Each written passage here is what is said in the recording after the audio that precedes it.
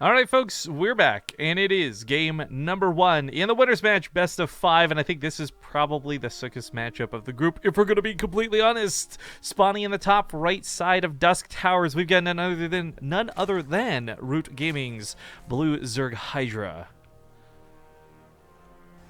In the bottom left, as the orange Protoss, he's HuK.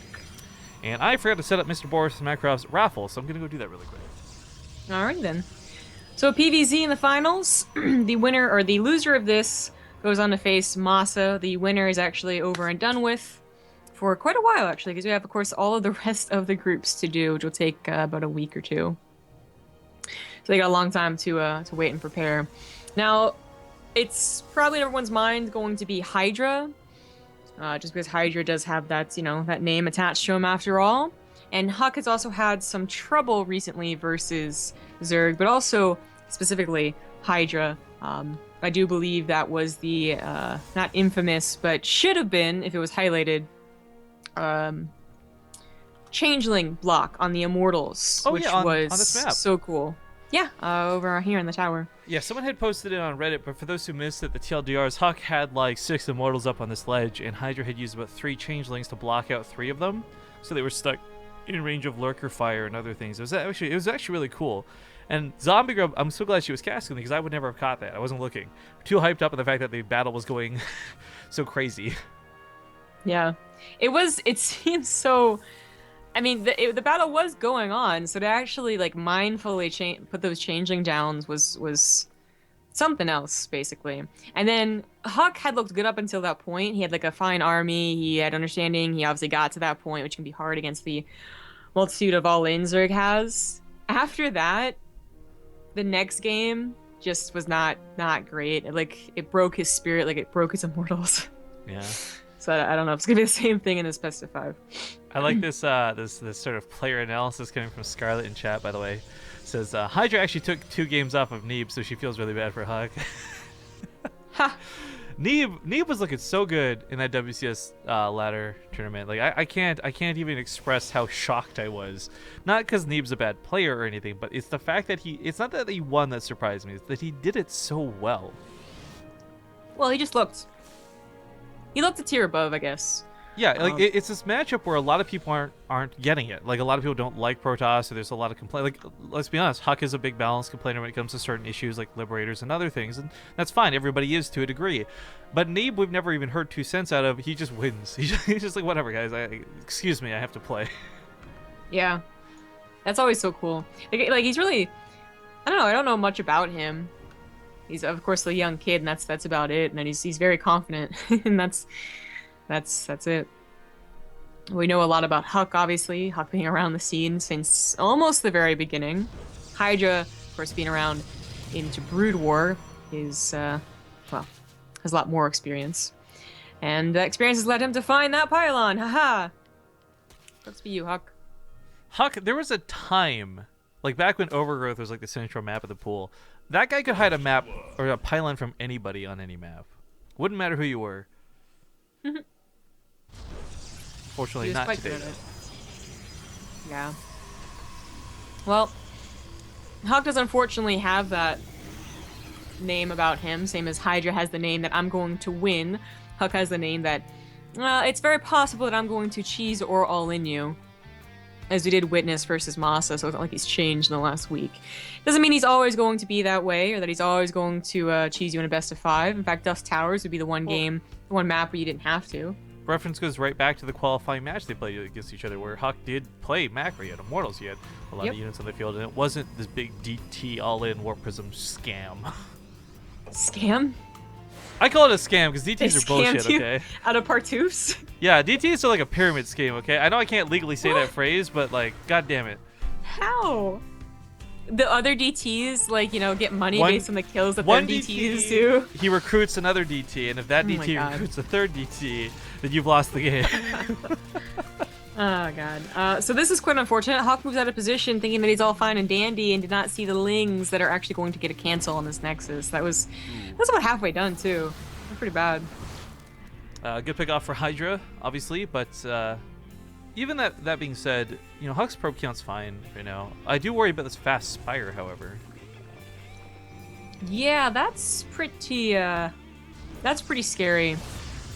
And besides the fact that HuK has not been able to get much scouting, he's not been able to actually do much damage either. So like the Lings like drew back the Adepts, they canceled the Nexus. A handful of Roaches looks pretty standard, really, and just missing a couple of Ravagers, but HuK is still not able to get across the map. He's gonna Warp Prism now, but by the time the Warp Prism's ready to go, Mutas would already be out and would just kill the Warp Prism.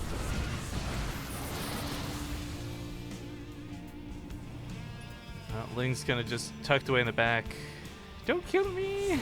Please no, but they die anyways. So the Spire is just about done, and HuK didn't open up with a Stargate, which a lot of people are doing on Dust Towers, double or just the single one. So if these mutas are really a huge surprise, they're going to be quite difficult to deal with, as he doesn't even have Blink, you know, he went for the Resonating Glaives. Yeah. Here they come now, only 7 of them to start off, there's not much gas. So they're gonna have a somewhat difficult time cleaning all this up. It feels Protoss that just straight up have a hard time dealing with mutas. Like in any situation, even when you're prepared for them, they're still very difficult units to deal with. So the fact that he's not prepared for this just makes it that much worse. Yeah, yes. And the Warp Prism, hey, it's finally ready to go. I have some units inside of me, and then it's going to die without doing too much. It's going to scout, I suppose, and then maybe buy some time, as opposed to the mutas just getting into your main base before you know about them. But here we go. Gonna get maybe a couple of drones while he attacks into the 3rd base. Hydra did have Roaches and Lings, however, so there they go, responding to this. Only 2 drones so far, and the transfer...